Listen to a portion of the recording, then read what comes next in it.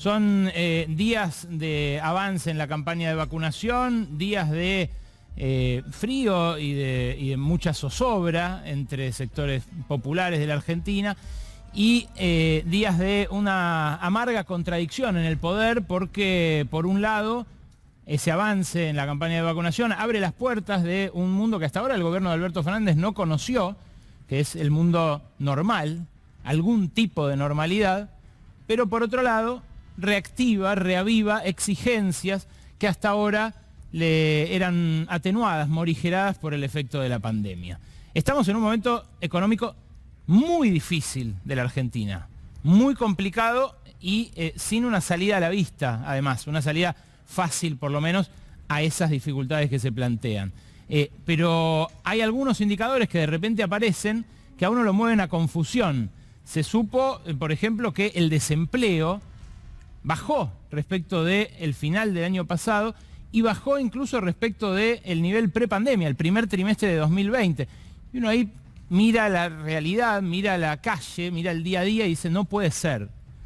Bueno, resulta que lo que está ajustando en la Argentina no es la cantidad de empleo, sino el precio. Y los argentinos, lamento confirmárselos, porque tampoco es algo que sea una novedad para muchos, estamos más baratos que nunca y más baratas que nunca. Hoy salió el informe complementario del INDEC de aquel de empleo que se conoció la semana pasada. Y entre ambos muestran la foto de la crisis en curso.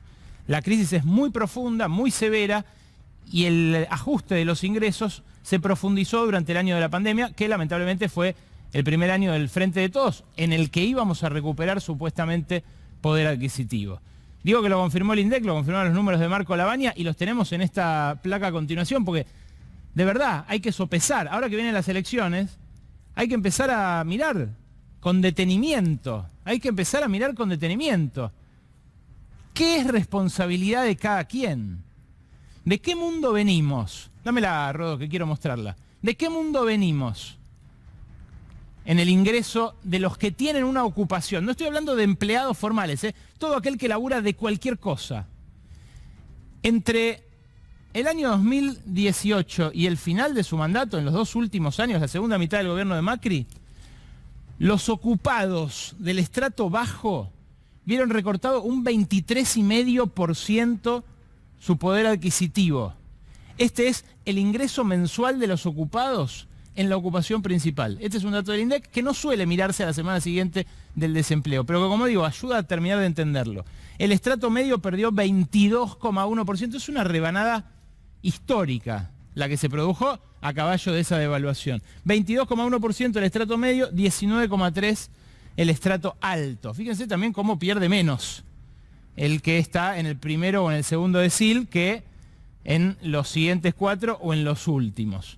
Este es para entenderlo bien, que no hagan falta códigos, el alto es el 20% con más ingresos de la población. El siguiente es el 40% restante, el 40% siguiente y el 40% restante. Fíjense este ajuste del poder adquisitivo en 2 años, de 2018 a 2020. Después vino la pandemia, que, como digo, es el gobierno de Alberto Fernández. Y el INDEC confirma que el sector bajo pierde 4,6% de ingresos durante 2020, el sector medio 2,1% y el sector alto recompone marginalmente, pero recompone. ¿Cuál es el mil hojas de crisis que estamos sufriendo? El saldo final. Un 27% de pérdida de ingresos en solamente 3 años para el sector más pobre. Casi un 24% para el sector medio y casi un 20% para el sector alto. Esta es la foto de la crisis actual. Como les digo, este es el complemento del dato del empleo. Y en este contexto es que empieza a darse la presión devaluatoria, la corrida al dólar que precede a cada elección acá en la Argentina. ¿Quién quiere que suba el dólar? Bueno, hay, por supuesto, un sector de la población que tiene sus activos dolarizados en el exterior o que los genera dolarizados, los exportadores, que ganan en todas las devaluaciones lo que perdemos todos los demás. Cuando se devalúa la moneda, consumimos menos porque ganamos menos, somos más pobres. Bueno, esa realidad se está dando, ya se dio el año pasado, en la cual el dólar subió por encima de los precios, se había dado, como digo, con la corrida de Macri, tremendamente, y ahora la pregunta es, ¿va a subir más todavía el dólar? O sea, ¿más nos tenemos que abaratar los argentinos?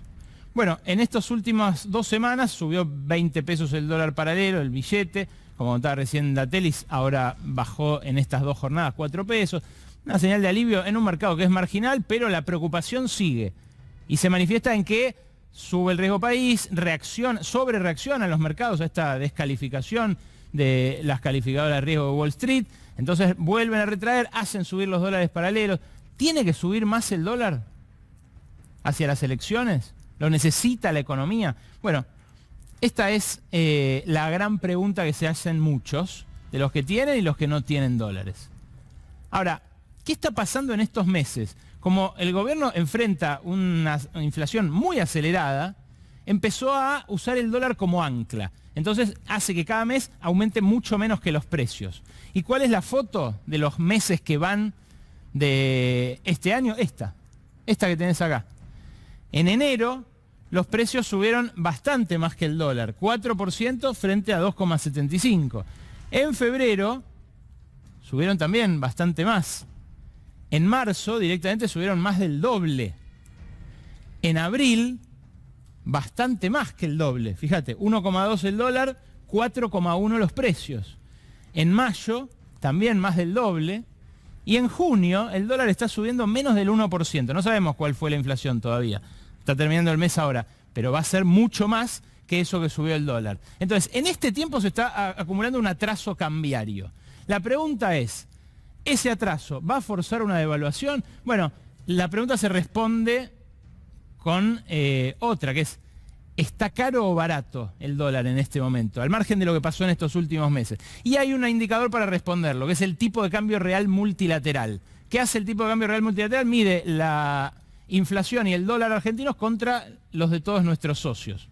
Y ahí hubo una buena noticia para el gobierno, porque Brasil revaluó su moneda en estos meses y encima subió su inflación. Entonces no estamos tan mal, tan obligados a devaluar por la dinámica brasileña, como pasó, acuérdense, al final de la convertibilidad. Ahí Brasil devaluó, tuvimos que salir de la convertibilidad en pocos años. Bueno, ante esto, ¿qué puede pasar? ¿Qué herramientas tiene? El gobierno juntó reservas en lo que va de este año, compró en términos netos más de 6.000 millones de dólares de las reservas por las exportaciones, por lo que subió la soja. Martín Guzmán le dijo a Gustavo Silvestre acá la semana pasada que con ese cambio en los términos de intercambio alcanza para frenar la expectativa devaluatoria. Ahora, el tipo de cambio de ese real multilateral, es cierto, es 50% más alto que en la convertibilidad. Fíjate, el dólar está 50% más caro en términos de lo que vendemos que en la convertibilidad. Pero ojo, ya está 20% más barato de lo que mantuvo Néstor Kirchner en promedio durante su mandato. Está 20% más caro que con el último kirchnerismo. Y en la comparación, si vos lo ves de tu bolsillo, sí, estamos más pobres que en aquel último kirchnerismo. En el medio, la mega devaluación de Macri y el mega endeudamiento. Pero, ¿qué prima de estas dos fuerzas? ¿La debilidad de las reservas, la presión de la deuda, de los dólares que le faltan al Banco Central? ¿O este tipo de cambio que ya está alto, que ya está caro, que ya cuesta en términos de lo que generamos nosotros, acceder a bienes importados o a cualquier cosa que haya afuera de la Argentina? Bueno, eso es lo que veremos. Pero por eso Juan Carlos Fábrega, este fin de semana, dijo puede haber una devaluación después de las elecciones. Es un expresidente del Banco Central de Cristina Fernández de Kirchner.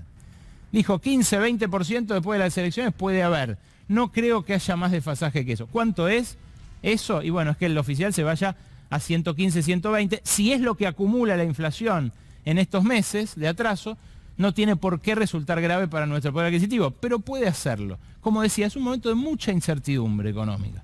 Muchísima incertidumbre. En ese contexto, del mismo informe que te mostré del INDEX, se desprende una noción inquietante. Hay un 10% de los argentinos que se está cayendo de la clase media. Porque en ese informe de todos los estratos de la población, distanciados cada 10%, lo que vemos es que hay 3,5 millones de ocupados que viven hoy con entre 20 y 40 mil pesos por mes. Si suponemos que ese ocupado tiene un cónyuge que también genera ingresos, arañan una canasta que alcanza para los dos, no para tener hijos. La canasta básica para no ser pobre teniendo hijos es 65 lucas. En ese contexto es en el que estamos, en esa fragilidad es en la que empieza a desenvolverse la campaña. Una fragilidad en la que el 10% de la población se está a punto de caer de la clase media. Otro 40% ya es pobre. Y el resto mira la evolución de la economía con dudas, con las dudas que genera esta devaluación, este nivel salarial, este ajuste del principio de año, que parece ahora el gobierno haber recalculado, haber revisitado de alguna manera. Ahora, anticipamos la semana pasada que iban a reabrir el Consejo del Salario, ya hoy, bueno, ayer lo publicó Ámbito Financiero, es un hecho que no va a ser en septiembre, como preveía hacerlo Claudio Moroni, sino que lo van a hacer antes, lo están pidiendo los gremios. El propio Moroni, que venía arrastrando los pies con las paritarias, dijo, toda paritaria que no haya superado la inflación se va a reabrir. Es una apuesta distinta de la que hacía el gobierno al principio de año. Y todo esto sujeto a la vacunación, a que siga el ritmo de la vacunación, que ahora aflojó un poquito, no estamos ya en los 300.000 diarios de hace 2 semanas, y a la tercera ola, que con la variante Delta es algo francamente imprevisible. Hoy, y con esto cierro, se conocieron 2 novedades vinculadas a la vacunación. Una, ahora, a horas de la noche, denunciaron candidatos incluso presidenciales como Guilherme Boulos, candidato de la izquierda, pero además aparecieron las pruebas en medios brasileños de que Bolsonaro pidió coimas en los contratos por las vacunas. No es como la denuncia de Patricia Bullrich, que terminó en la justicia porque era una deducción. No. Está el ministro de Salud con su intervención en los contratos ante los distintos laboratorios. $1 por vacuna, denuncia la oposición que pidió Bolsonaro. Es un 5%, es una linda comisión que vaya a saber si efectivamente se cobró, pero que están los elementos para denunciar que se cobró. Y acá, en la Argentina, ayer un editorialista con muy buenas fuentes en el poder contó de un proyecto de Graciela Camaño para que puedan comprar vacunas las empresas privadas. Es algo que en el contexto de la abundancia de vacunas que puede llegar a venir en un par de meses, sería completamente razonable y hasta complementaría las campañas de los gobiernos. Ahora, ¿qué pasó hoy también en Colombia? Y esto es lo segundo que querías contarles. Rappi, la empresa de envíos a domicilio, avisó que va a vacunar a los deliveries que más horas pasen pedaleando y conectados a su aplicación. Pedaleando por un suero, prácticamente, o los juegos del hambre, como me dijo un abogado que trabaja con este sector hiper precarizado. Fíjate el tuit, lo contó el propio director de Asuntos Públicos de Rappi esta mañana.